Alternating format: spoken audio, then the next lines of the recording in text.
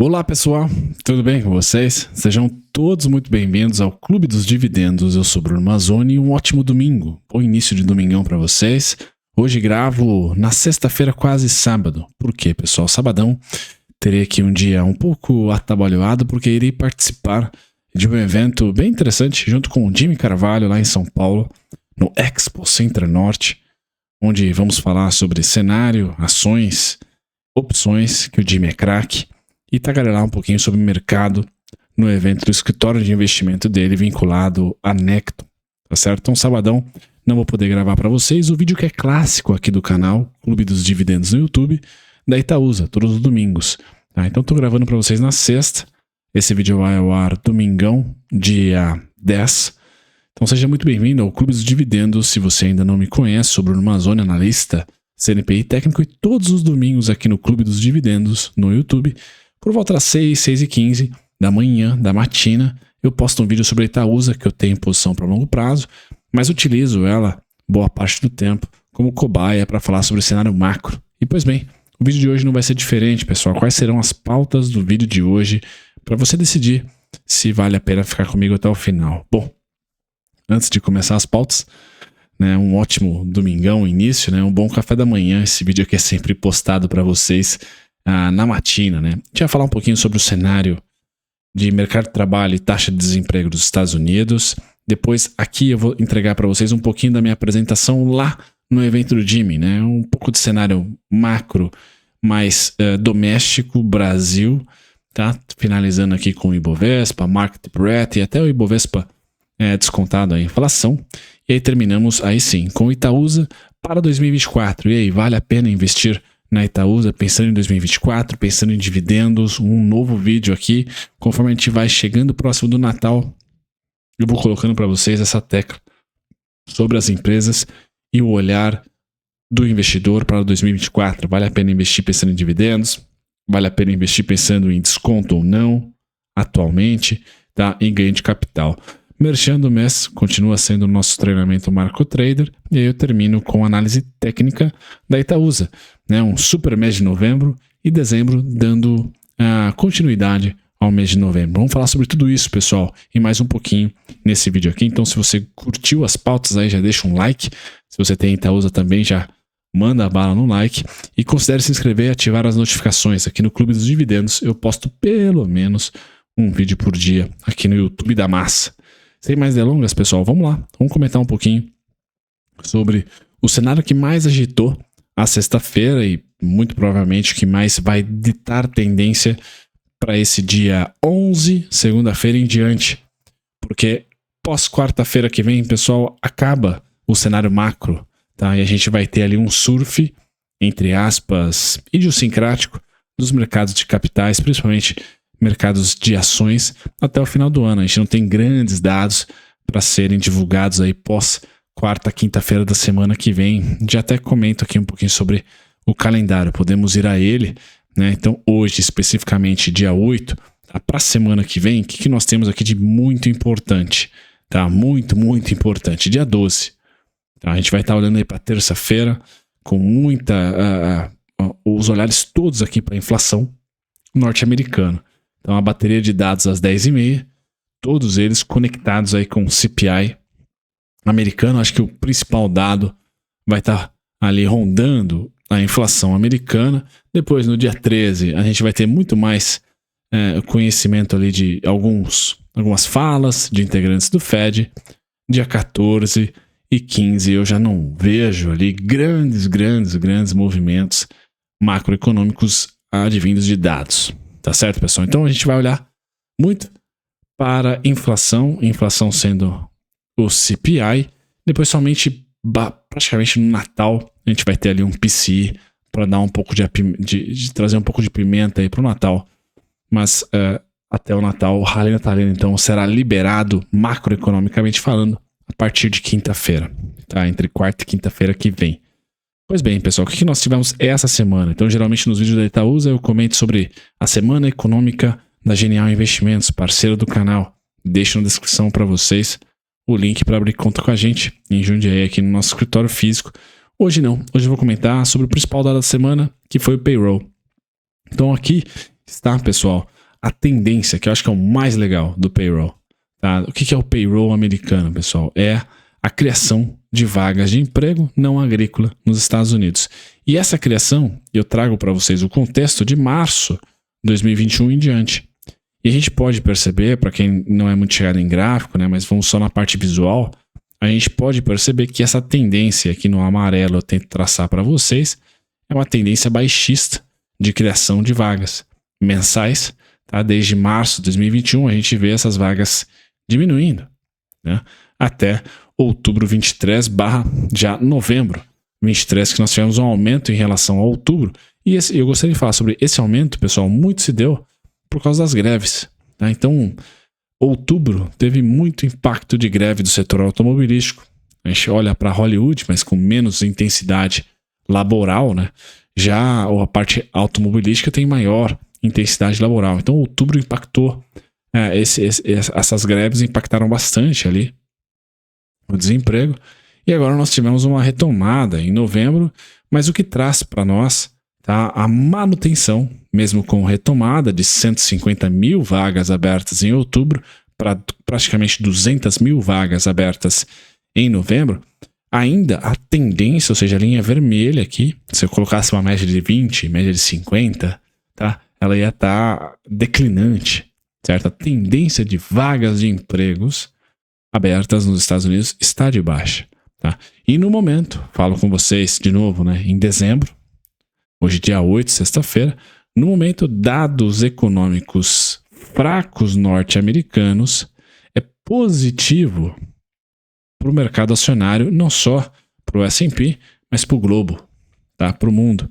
Por quê, pessoal? A gente tem aqui um arrefecimento econômico sem trazer recessão, ou seja, ainda temos bom número de vagas abertas, tá? Isso traz a tese do soft landing, tá? Do pouso suave, ou seja, o Fed conseguiu subir taxa de juros sem quebrar muitas pessoas ou muitas empresas.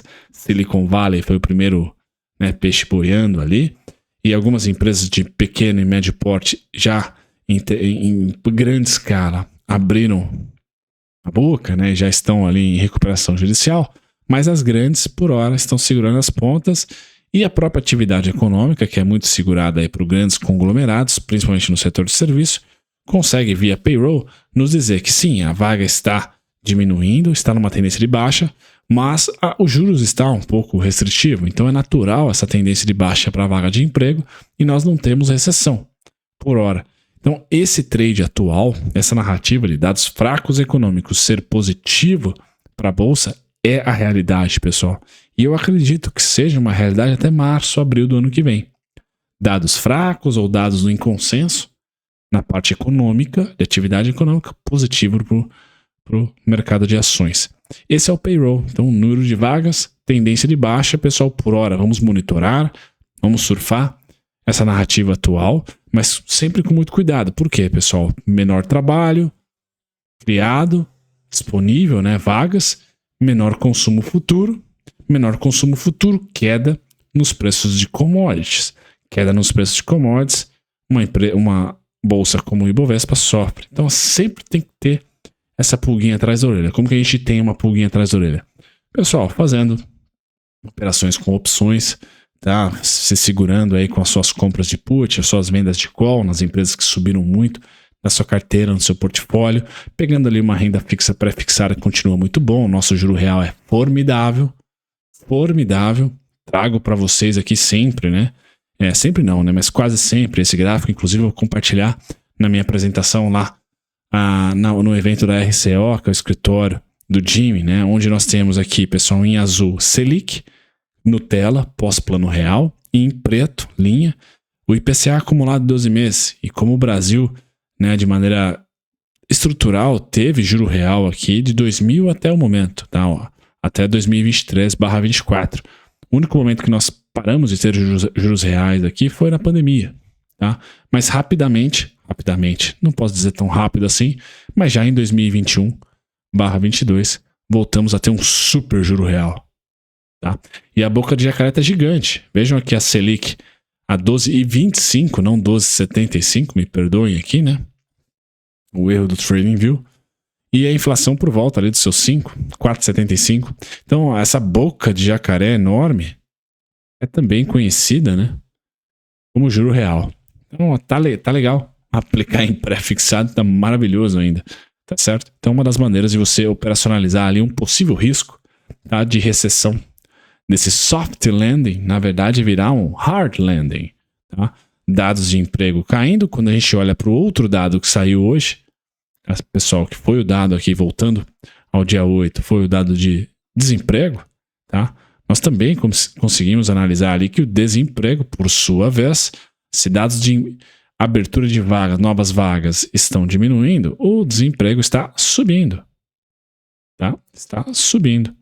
Então a gente vê isso com certa nitidez, e o desemprego atual está em 3,7%, tá? Mas quem é fã de análise técnica já consegue aqui identificar um ombro, cabeça, ombro invertido. Ou seja, dados de desemprego norte-americano estão, tá, em uma tendência de alta, com um leve recuo agora, tá, para 3,7%, uma certa estabilidade em relação a setembro, novembro e junho. Setembro, novembro 22, junho 23. Então os dados de desemprego começam agora a ter um suporte, uma mínima em 3,7%, e a tendência, pessoal, é que no ano que vem o desemprego dos Estados Unidos suba.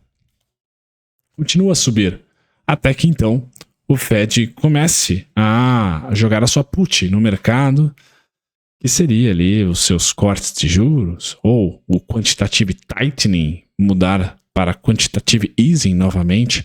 Mas a gente já começa a vislumbrar na terra do Tio Sam um pouquinho aqui de cenário macroeconômico de desaceleração. Por hora é soft, é leve, e o mercado gosta, tá? Mas rapidamente, e eu diria para vocês que no mês de março pode ser ali um grande fim ali de uma tendência altista para as ações, pode se mudar de dados fracos econômicos, na verdade, em serem ruins para os ativos de risco.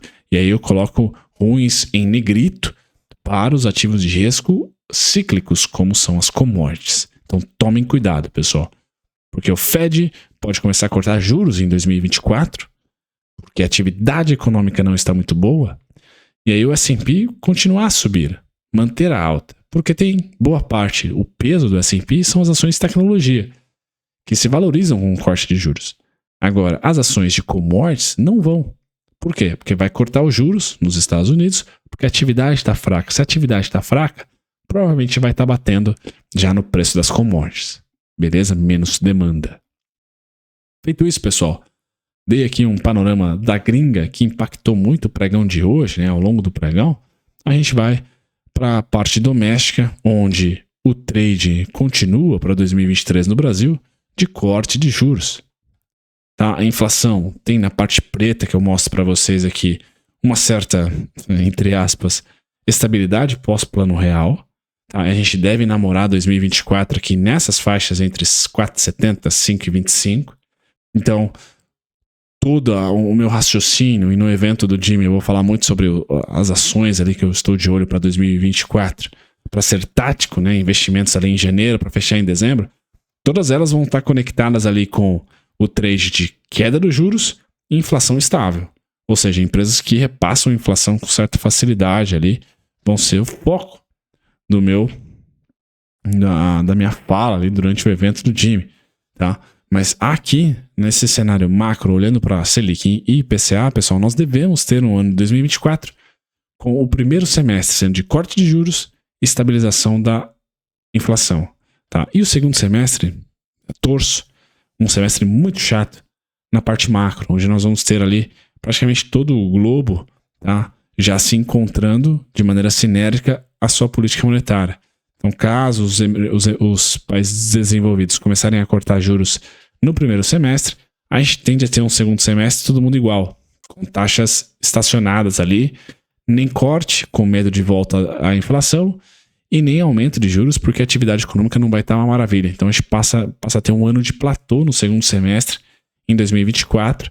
Não vejo, então, no segundo semestre um bom ano para commodities, mas vejo sim um bom ano para as empresas aí que fazem reajustes à inflação, empresas que são sensíveis a juros, setor financeiro também vai muito bem. Continua aí com essa tese, olhando para este gráfico aqui. Eu imaginaria que para a direita nós vamos ter aqui a Selic continuando a cair no primeiro semestre todo, até 10,25, 9,75, não sabemos ainda, mas até uma região próxima dos seus 9,75 a 8, a 9,25, 10,25 a 9,25, vamos imaginar ali, seria um bom patamar, e a inflação, por sua vez, se mantendo ali abaixo, ou pelo menos na média abaixo dos 5, mas muito próximo, tá? Sem desgarrar muito dos 4,50, entre 4,75 e 5,25. Imaginando que o juro real brasileiro, o juro neutro brasileiro é algo em torno de 4 a 4,5, né? Pondo 5,25 mais 4 dá 9,25. Tá? Um juro neutro para o Brasil no segundo semestre de 2024 pode ser ali por volta dos seus 9,25 a 9,75. Eu acho que está bem bacana. Então temos um bom espaço aí de 50-50 e cortando. Beleza, pessoal? Aqui um pouquinho da frustração que nós tivemos nesse segundo semestre em relação ao Ibovespa, porque a Selic cedeu, mas a curva de juros abriu muito por causa, ou praticamente por causa da curva de juros americana. Então agora nós temos o melhor dos mundos, né? Que é a curva de juros Selic cedendo, e a curva de juros também cedeu a partir de novembro. Vejam como a bolsa respondeu. Tá? Então vou olhar com muito carinho a curva de juros para os rendimentos. Estou olhando para o VERSE de 2027. Os vencimentos entre 4,20 e 4,59 e 4,80 devem representar para mim o fim do rally natalino. Tá? E aí para 2024, muita pedra, muita coisa tem que rolar ainda, tá? Para a gente ver se a gente vai conseguir romper os 4,59. Tá? Rumo ao topo histórico aqui dos rendimentos entre 8,34 e 8,12. Por hora, pessoal, estou de olho aqui em um fôlego sim para a nossa bolsa até a curva de juros atingir aqui o 9,59. Então eu vejo sim uma possibilidade em um cenário base de rally natalino. Tá? Rally natalino que tem os seus descontos. Aqui é o gráfico do Ibovespa clássico, né? Tem os seus descontos, o principal dele 124.536, tá? No Ibovespa à vista. Tem esse descontinho ali, caso tecnicamente a gente venha a tocar esse patamar. E aí o primeiro alvo acaba sendo 128.977 e depois as expansões no 137.600, 141.500, 144.237. Ou seja, pessoal, para finalizar essa parte de Ibovespa, curva de juros, Selic, inflação, eu creio que nós devemos ter no primeiro semestre do ano que vem inflação estável, com corte, com queda em um mês, alta em outro, ou seja, a inflação bem parelha ali. O câmbio é a grande incógnita. Ainda acho que o real se valoriza, ajudando a inflação a ceder. Tá. Nossa curva de juros deve se manter em queda num primeiro momento do primeiro trimestre, no segundo trimestre abertura, tá certo? Então o primeiro trimestre continuo achando que o rally natalino tem total sinal verde aí para rolar, tá? Eu só seria tático a partir de março, ou seja, a partir de março, se você usa opções vender call, comprar put, né, a partir dos resultados do quarto tri ali entre fevereiro e março, ou se você de repente só aporta, diminui os aportes ali entre janeiro e fevereiro, acreditando que março vai vir a queda e você vai ter o seu desconto. Se vai ser entre janeiro e fevereiro esse desconto, não sabemos, tá? Mas o fato é que entre fevereiro e março eu espero ali algum tipo de realização de lucro, sim, porque não está tão claro, tão fácil, tão unânime o cenário macro, tá? Então, apesar dos cortes de juros e de dados econômicos ruins serem bons, acho que isso tem um fim, e esse fim eu coloco mais ou menos por tempo entre fevereiro e março. Tá? Para o nosso Ibovespa, o desconto do rally está em 124.500. Tá? O alvo 128.900, 137.600. Beleza, pessoal? Então tudo tá assim corroborando, né, para nós estarmos vivendo ou iniciando a viver aqui um cenário 2016-17. O cenário base da setinha aqui e desse retângulo meio tortinho aqui, diagonal, verde. Então nós estamos com o cenário verde ligado e muito propenso a acontecer, ou seja, estamos mais ou menos nesse candle. A gente deve surfar. O que eu falo de março é isso aqui, ó, quedas, tá? Agosto, queda, que são meses sazonalmente falando do Ibovespa, que nós temos a oportunidade ali de, além de aportar e esperar por tempo, que é a grande receita da Bolsa de Valores, caso você tenha expertise, caso você goste, também de especular em opções ou aumentar ou diminuir os seus aportes para otimizar o seu preço médio, otimizar a sua aposentadoria. Então serão poucos meses. Inclusive, um auxiliador que pode também nos ajudar é o Market Breadth, só que dessa vez, em 2024, caso o mercado realmente engate a alta, tá? E essa alta vai ser dada o sinal, o rompimento, caso a gente aconteça rompimento ali da máxima histórica no Ibovespa, ou, na minha opinião, caso a curva de juros ela ceda abaixo dos rendimentos para 2027, que eu estou mais de olho aqui, dos 9,60. Cedeu abaixo dos 9,60 para 2027, pessoal, acredito que a Bolsa, caso não tenha ainda, vai ter muita probabilidade de romper máxima histórica. Tá? E o Market Breadth, que é um indicador, por exemplo, que eu utilizo bastante, não mais, de acordo com o ciclo monetário, eu utilizei as dois vértices aqui, ou as duas extremidades do Market Breadth como muito importantes, tá? Tanto para venda de ativos, compra de renda fixa, por exemplo, como para compra de ativos de renda variável, né? Diminuição de aportes em renda fixa ou, de repente, CDI, etc. Tá? Agora, para 2024, caso o mercado engate uma tendência de alta, eu não mais uso ou tenho referência na parte superior do Market Breadth. Agora eu só tenho interesse na parte inferior, para vender as puts, comprar as calls. Você no BOVA11, principalmente, é o mais conectado aqui com esse gráfico, tá? Já que o Ibovespa é o que mais responde a esse Market Breadth, que é sobre a carteira do Ibovespa teórica. Legal? Então eu tenho aqui estratégias, né, como curiosidade, só para trazer para vocês e compartilhar. Eu postei um vídeo aqui no canal sobre como, né, descontar a inflação do Ibovespa. Acho interessante trazer esse gráfico como curiosidade. O Ibovespa descontado, a inflação aí acumulada de 12 meses, ainda não rompeu e está bem distante de romper a máxima histórica de 2020, e ele foi simétrico na sua queda, tanto de 2008 a 2016, como 2020 a 2022. 2022 muito mais rápida essa queda, mas dentro da simetria, ou seja, o quanto caiu o quanto, nós tivemos aí a casa dos 80% a 85% de queda nas duas grandes crises sistêmicas, e pós esses 80%, 85% de queda, a gente tem a esperança, né, ou pelo menos o cenário base de rompimento de máxima histórica. Estamos rumando para isso.